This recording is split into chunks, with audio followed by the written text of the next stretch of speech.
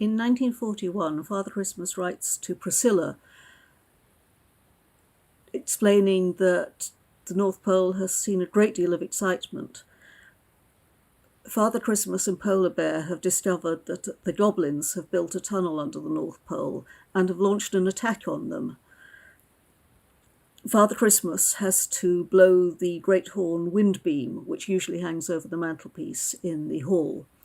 And finally help arrives in the form of snowboys and polar bears and elves. Polar Bear fights very fiercely against the goblins, and Father Christmas says that he's seen goblin arrows bouncing off him and breaking. Because of this, presents have been in rather short supply, especially, apparently, the Alice and Uckley books about Little Grey Rabbit, which were very popular at the time, and in my childhood too.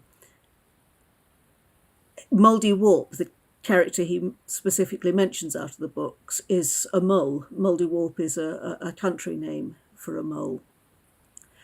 By 1942, things have quietened down quite a lot, and Father Christmas says that Polar Bear has told him he can't find a letter from Priscilla amongst the year's piles. Father Christmas says, "I expect you have been very busy this autumn at your new school." Priscilla's 12 by this point.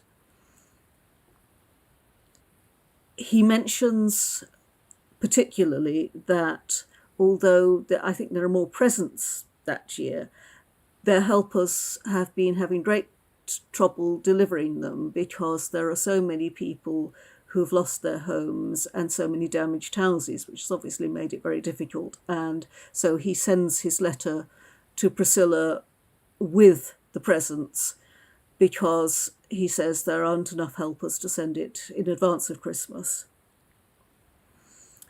We don't have any special Christmas customs, really, except the slightly eccentric one that we don't open our presents until Christmas night, when we've done all the cooking and washing up and everything.